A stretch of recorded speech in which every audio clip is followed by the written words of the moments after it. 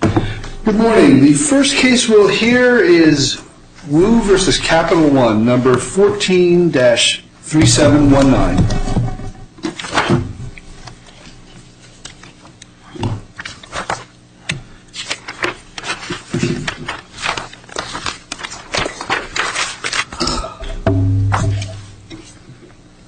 May it please the court, my name is Matthew Capizzoli from the law firm of Robinson Brogg, and I'm here on behalf of plaintiffs' appellants Louis and Rachel Wu. If I may, I would like to reserve 3 minutes of time for rebuttal. That'll be granted. With one notable exception,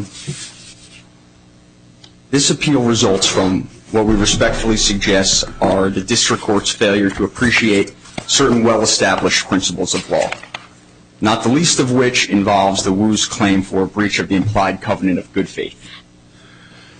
The district court in this case found that because the loan documents at issue gave the bank discretion with respect to certain funding requirements, that they were entitled to exercise that discretion without application of the implied covenant. Even if we agree with you that the district court got that wrong,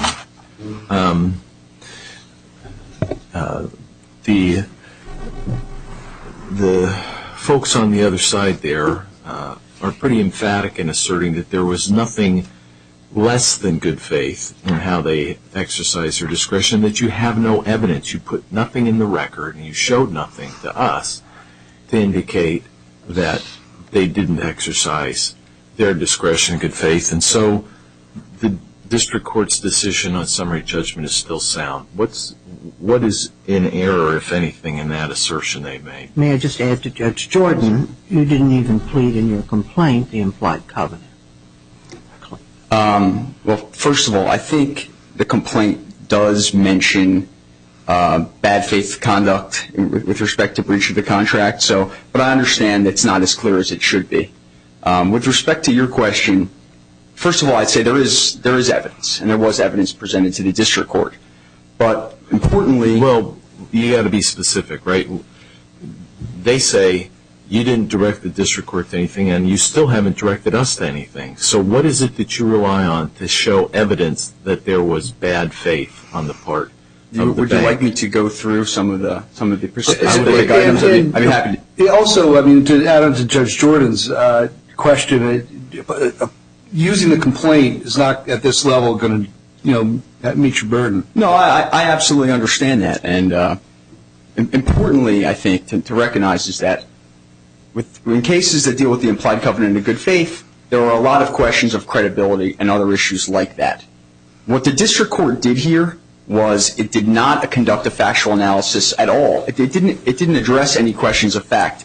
Instead, it just found as a matter of law that the rule didn't apply. You're asserting that there is a fact. That's the point. We want to know, beyond your speculation that the bank might have been in poor financial condition, and that's pure speculation, what facts do you have?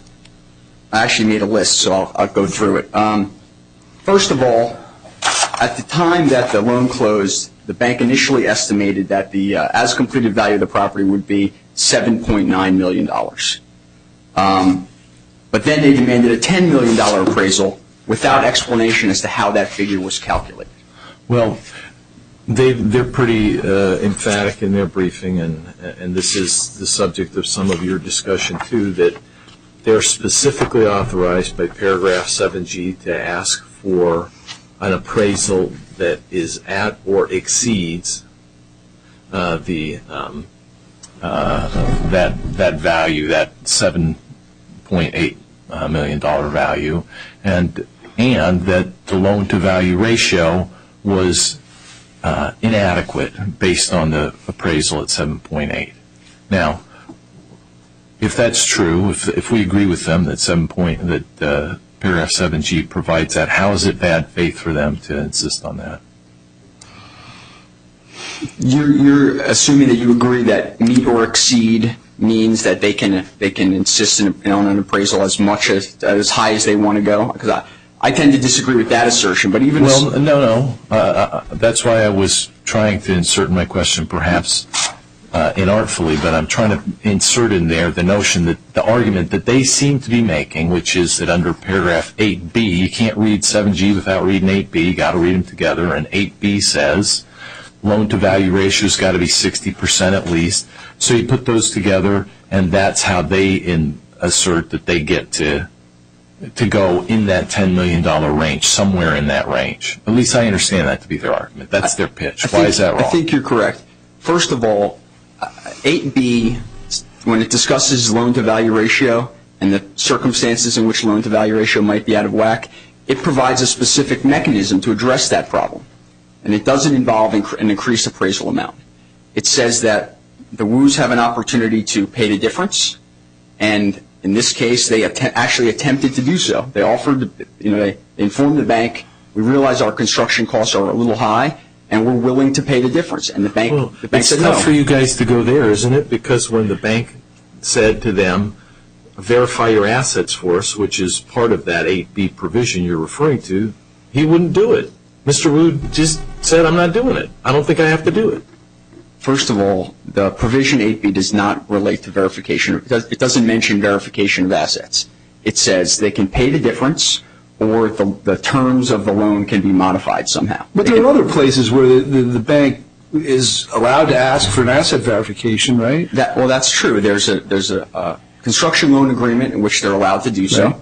And isn't the asset verification, the point of asset verification to say, as 8B does, you pay the difference? In other words, I don't have to take your word for it that you're going to pay the difference. You got to show me you can pay the difference. Isn't that the point? That is, I think, the argument they're making. But, again, I think that there is a question of whether or not the totality of the circumstances here and all the circumstantial evidence can create bad faith. So, what else is there? This is the only thing you mentioned. And even if there is not an express provision on asset verification, clearly this would come within the discretion of the bank to request. So, given all that preceded it. Going back to what Judge Jordan said about the loan-to-value ratio, one of the other issues that I think is suggestive of bad faith is the fact that they never brought any of these concerns to the WU's attention at the time that the transaction, at the time this was all going on. They simply said, without explanation, we want a $10 million appraisal or a verification of some arbitrary number of assets. But to be fair, counsel, I mean, he came in a year late with all the information. I mean, He came in too late. He didn't even give the name of the contractor until sometime in 2007. And the construction was going to take 18 months, not a year. I mean, 1, 2, 3, so many things that were not and substantially over budget at that point. I understand all of that. With respect to the construction plan, again, the bank never mentioned anything about the costs or the delay. They simply took the plan, and in fact, they used it to obtain the appraisals. And there was a point later when the WUs told the bank, if you're concerned about the construction costs, we'll reduce them. The bank said, no, we're not interested in proceeding with the project under any circumstances unless we can get this $10 million appraisal. And our position is that they picked the $10 million appraisal requirement even though it wasn't authorized in the agreements, specifically because they knew it was something the WUs couldn't meet. And that's another piece of circumstantial evidence of their bad faith. Well, what, because they knew it seems to me Mr. Wu was pretty free with talking about, well, it's only $1 million and, we have $5 million and whatever. I mean, so I don't know how you can say they couldn't meet. Again, the banks weren't the only people that were feeling the effects of the credit crisis at that time. Well, now, that's just speculation. Yeah, you may have been right, but that's sheer speculation. Well, there's no evidence that supports that. Well, I disagree with the assertion that there is no evidence of the bank's financial stress. I think there is quite a bit of evidence. In fact, the other side made a motion to exclude that evidence that was never decided. Okay. Well, if we can switch gears for a minute to the preemption arguments under the Fair Credit Reporting Act. The bank has made the argument to us that the first argument is that you can't even contest what the district court did, because you didn't put any argument in front of the district court, as you have in front of us, that the preemptive provisions the district court relied on aren't operative in this case. Would you respond to that, please? Sure. At the trial level, before the district court, the Roos did make arguments about the Fair Credit Reporting Act. They made arguments that a particular section of that, which is 1681HE, was the applicable section. Yeah, but did you argue to the district court that 1681 TB, 1681 TB, is it a little confusing, isn't it? That 1681 TB doesn't override or have an applicable effect here? Well, the other side argued that it does. Right. And in response, we argued, no, this other provision is the one that should apply. So you, in other words, are they just wrong that you didn't make the argument to the district court that you're making to us? I agree. I would say yes. To the extent we didn't use the phrase "this other provision does not apply," it was certainly implicit from the argument we did make. Well, I read it. I have it here. I have your argument, such as I saw it in the brief to the district court in summary judgment. Quote, 2 lines. Plaintiffs claim the acts of defendants in reporting that plaintiffs were delinquent in fulfilling their obligations under the loan documents, despite the bank having first breached the loan documents. Excusing any further compliance by the plaintiffs was done falsely and maliciously, and thus exempt from the provisions of the Fair Credit Reporting Act. At least the trier of fact is the very least the trier of fact is the proper party to determine whether the allegations are true. Nothing about a conflict in the case law. You didn't even use the word preemption.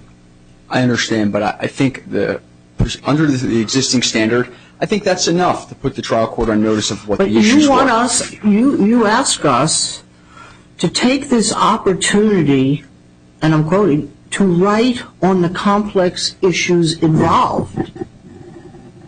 Well, I agree that very little, indeed, from both sides. The district court had very little, and of course the district court did virtually nothing on preemption. And your just to add on that briefly, your reply brief says you implicitly made the argument. You just use that word again. I mean, aren't you acknowledging, if you're saying it was implicit, that the argument wasn't made? Well, the argument about preemption was certainly made. Their specific point was that we didn't make the sort of sub-argument that Section T does not apply. And I acknowledge that we did not ever say in our papers to the district court, Section T does not apply. However, we did argue that Section H does apply. So I think if you read together all the papers that were submitted to the district court, there's certainly enough there to say that the district court was presented with the issue. They ruled on it. And in this brief, I don't think there's any new concepts that were introduced to this court. It's simply an embellishment or refurbishment of arguments that were made before. I don't think that's true. I mean, even your friends across the aisle, when they moved on summary judgment on preemption, one of the grounds, they presented a few district court cases, one Fourth Circuit case that is off point, and just a few district court cases, a couple from New Jersey and a couple unreported from other districts, period. There was no discussion. They alluded to the conflict, but there was no discussion. And again, the district court just did nothing on this. Just said, concluded. You can agree with that. I also think it's inevitable that on appeal there's going to be some expansion of argument. So I think the test is really not going through the lines and making sure all the cases were cited to both courts. I think it's really about a fair opportunity to argue the issues. Well, and I think both sides had that. All the cases, well, I recognize them. The Second Circuit and Seventh Circuit cases, these are right on. They were decided, I think, 2011 or when it was. But it could have been cited. Absolutely. Yeah. You're absolutely correct. But again, my feeling is that when you're talking about an issue of forfeiture of argument, especially in a purely legal issue like this, you can't expect a complete, every possible avenue to be explored, and the real question is whether or not the district court had, the issue presented to it, and I think certainly that happened here. All right. Well, thank you, counsel. We'll hear from you on rebuttal.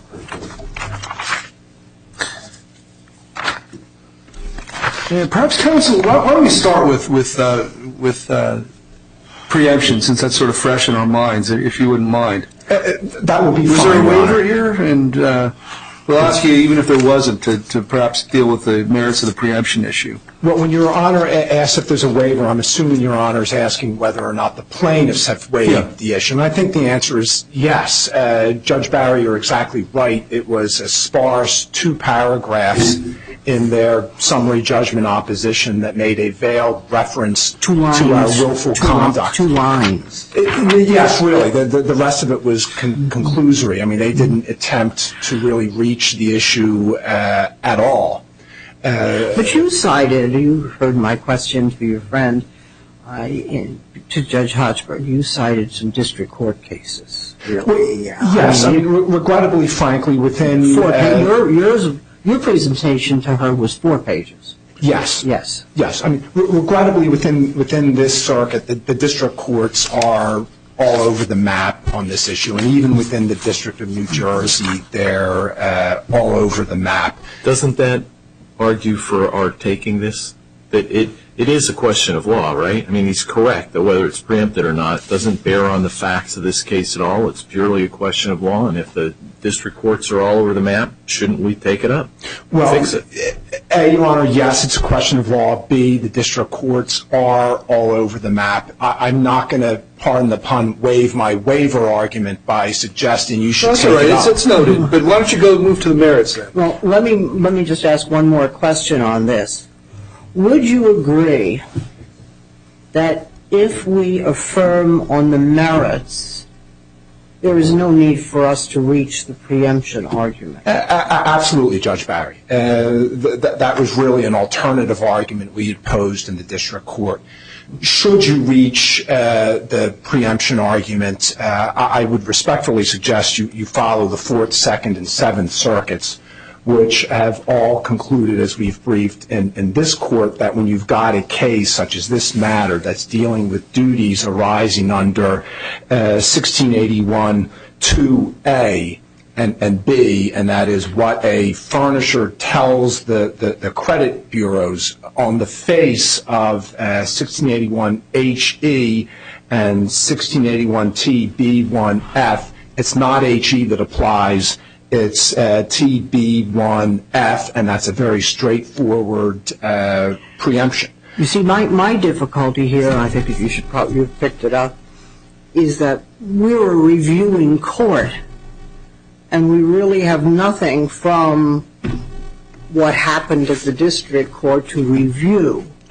So even though we could be helpful to district courts, we're starting here anew because we're not reviewing anything that would help decide these issues. I think I will pick up on what Judge Jordan mentioned a moment or two ago, and that is if you conclude there's no waiver, I don't know that there would necessarily be a point of reversing and asking the district court to conduct a legal analysis, because that's all it would be, a legal analysis that would then be reviewed de novo in a subsequent appeal. I would suggest in that situation that it makes sense for this court in the first instance to engage in that legal analysis.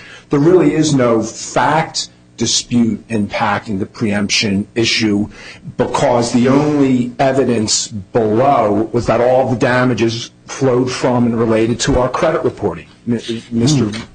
Wu's expert. I'm going to ask you a question on that, because I don't know how that came to be here. You say, and before the district court, all of their claims are preempted because they all emanate from false credit reporting. Well, I don't see that at all alleged in the complaint as to the contract claims or the fraud claims. I don't see an allegation. I don't see the phrase credit reporting even mentioned. And you told the district court that, but I think at the district court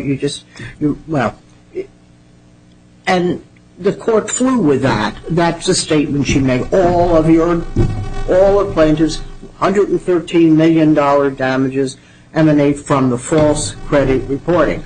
I think she was wrong, and I wonder how you came to say that. Because other than a plaintiff's expert, you tell us who said that. And I don't know what plaintiff's position is on this, but I can't believe he would agree that everything comes from the false credit reporting, and there's really no evidence of falsity here in any event.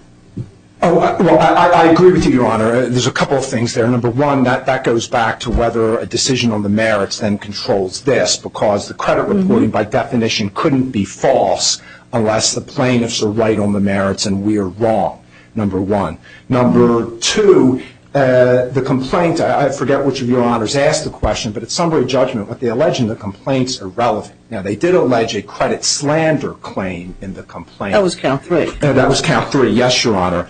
And at best, the preemption, that would be preempted, I guess. Oh, clearly. Right? I think there's no doubt about that, Your Honor.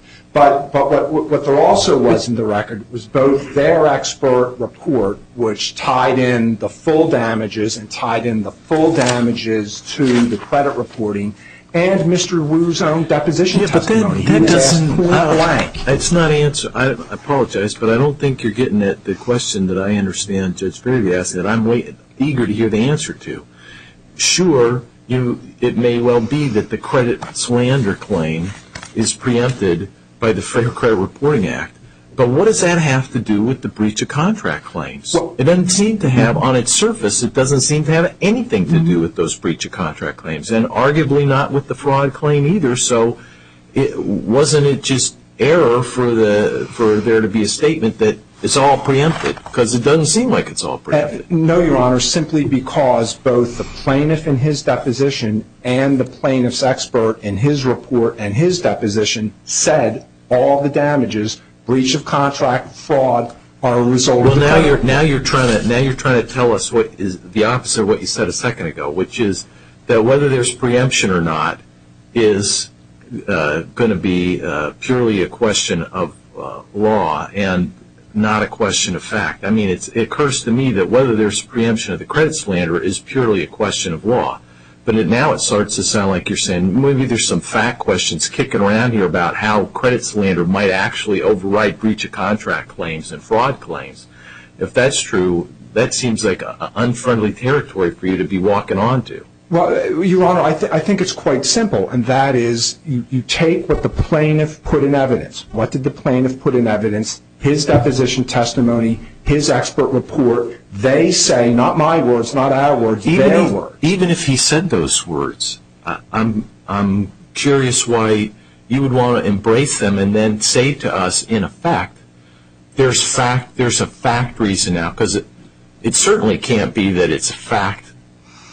It's beyond all dispute whether or not the facts involve the credit report overriding a breach of contract claim. I mean, it just seems like you're inserting a fact issue. I'm kind of surprised at that. Well, no, I really don't mean to, Your Honor, and let me try to answer the question.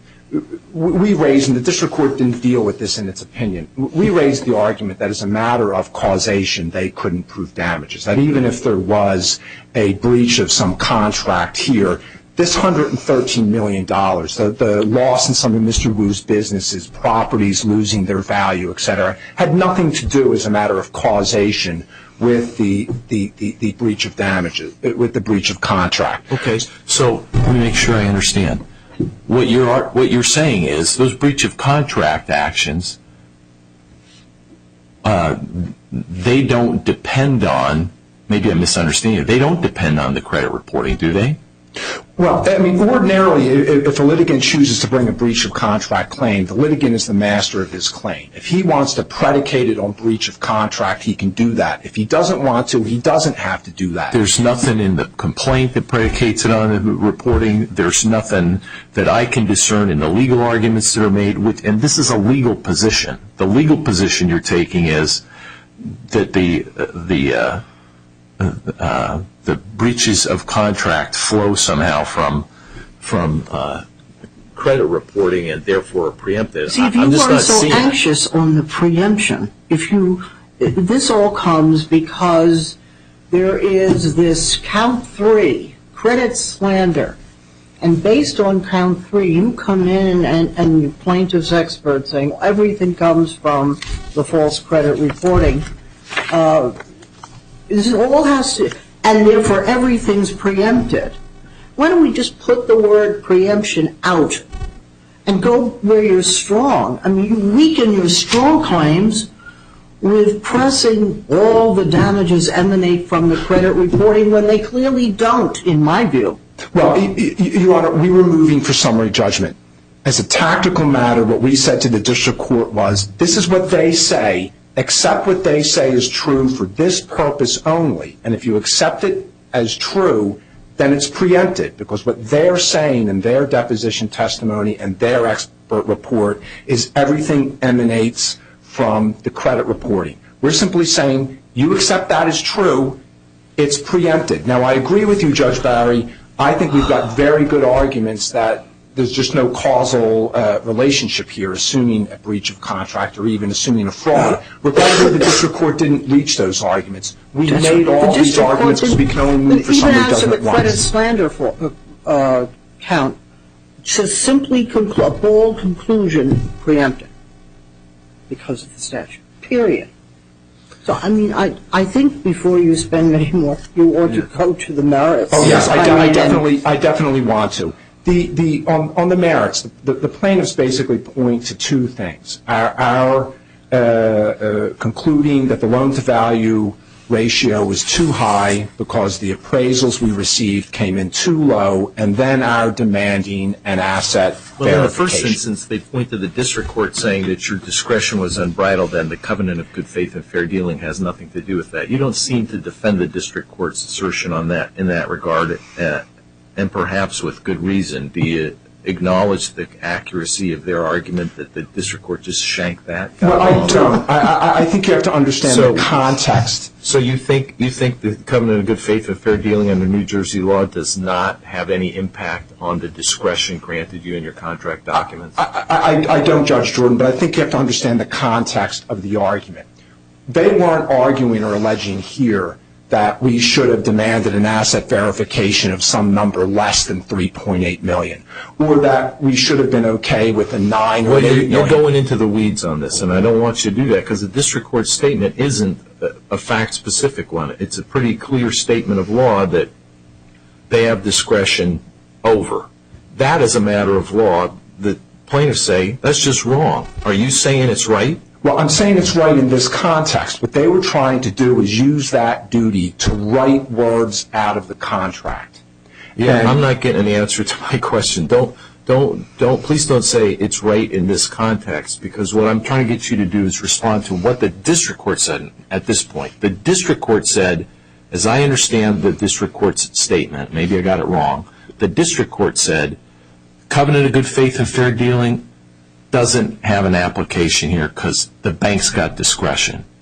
That's a statement in New Jersey law. Is that an accurate statement or an inaccurate statement? It was an inartful statement, Judge Jordan. Okay. What the plaintiffs were trying to do was say we had nothing to do but a pure math calculation. That appraisal came in higher than the loan amount, end of story. That's okay. I understand you're not going to answer my question. That's fine. One thing you didn't seem to answer either is the argument they made. You said it was waived, but assume for the sake of discussion they're not going to say it's waived.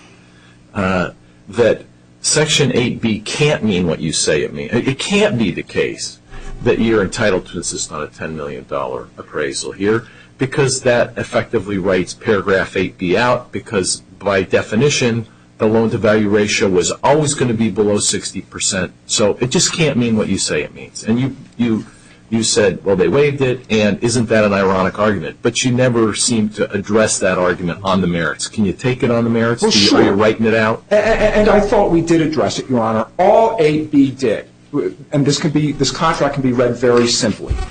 Section 7 and 7G, dealing with the appraisal, gives us the right to reject an appraisal in our sole discretion. If we choose not to reject it, but the LTV is too high, then 8B kicks in. And that's how they get read together. So we could have said, well, we don't care that we don't have a $10 million appraisal. We're going to move forward, but under 8B, you've got to pay the difference. We could have done that, and we might have done that. That ties into why we wanted to know about the $3.8 million in assets, to see if they could come up with more money, both because of the $1.2 million cost overrun and the low LTV. But we don't have to take their word on that. Look, I realize we're out of time here, but if my colleagues will indulge me. I understand your argument. I understood that from the briefing, but that doesn't seem to me to address the point they've got, which is perhaps you could have done that second route, but you didn't. What you did do was say, you got to have a $10 million appraisal. We're entitled to demand that. If that's true, you have written 8B out of the contract. Isn't just as a matter of practicality, isn't it the case that these covenants are written up before you know the loan values? So it gets, whether in this particular instance it turns out that the loan to value ratio was going to be under 60% because of the way it came out, that doesn't give any insight into what the covenants mean, because the covenants are drafted and understood and the rights they give before the loan values are assessed. Am I wrong or right about the practicalities of the loan ramifications? But they're mixing up the timeline. What happens here is the construction contract comes in after 540 days. It's $1.2 million over. Then the appraisals come in. The appraisals come in well under $10 million, and this is all in the record. The underwriter looks at the appraised value, concludes the LTV is too high, and then simply says, you need to now substantiate that you've got $3.8 million in assets. And at that point, the bank could have then decided what it was going to do. Would it allow the WUs to pay the excess of the construction contract? Would it allow the loan to go forward even though the LTV is too high, but it wanted to know first about the $3.8 million? And the bank's right to demand that verification is all over the loan documents. There are multiple places where that's permitted, and it's preposterous to say that that was an unreasonable thing when the Mr. Wu submits a loan application saying he's got $27 million in assets. And says in his deposition he could have easily substantiated the $3.8 million, but doesn't do it. Okay. That's what happened here, Your Honor. May I ask one quick question? Of course. You moved to vacate the foreclosure in Chancery Court because Mrs. Wu had not been noticed, correct? What is the status of the foreclosure proceeding? Just to be clear, Judge Barry, I don't represent the bank in the foreclosure. I do know that happened. Mrs. Wu is, of course, a signatory to the mortgage because she's a co-owner of both properties. So even though she's not a borrower, under New Jersey law, she has right to adequate notice of the foreclosure. Apparently, there was some concern. I don't know whether it's accurate that there was inadequate notice. So as a result of that, the foreclosure was vacated, as you put it. And that's my understanding of where it stands. It's still vacated?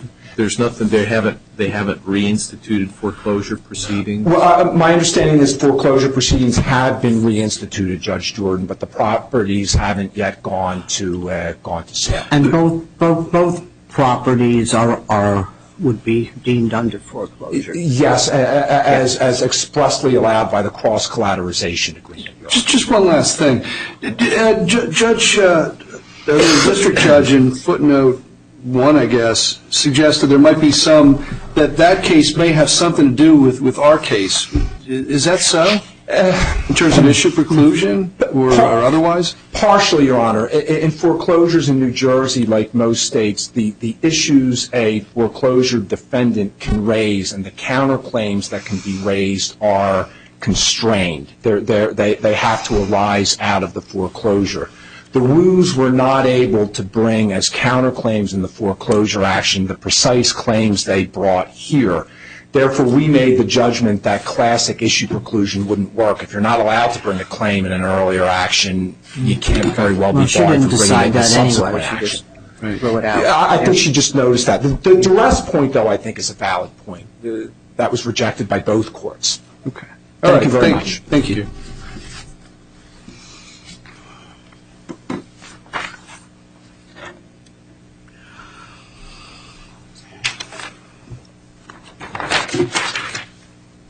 You can just start. All right. If I may, I'd just like to add one thing with respect to the damages issue and the credit reporting.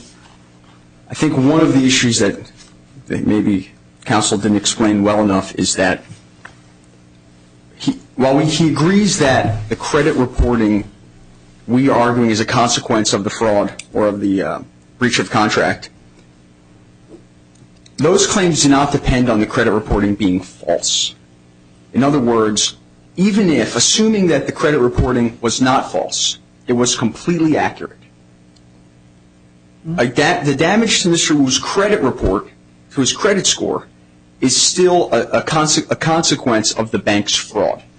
So in other words, you can pull the Fair Credit Reporting Act issues and the false credit reporting issues completely out of the case. And all you have at that point is a fraud claim and a breach of contract claim that allege that as a consequence, the plaintiff's credit was damaged.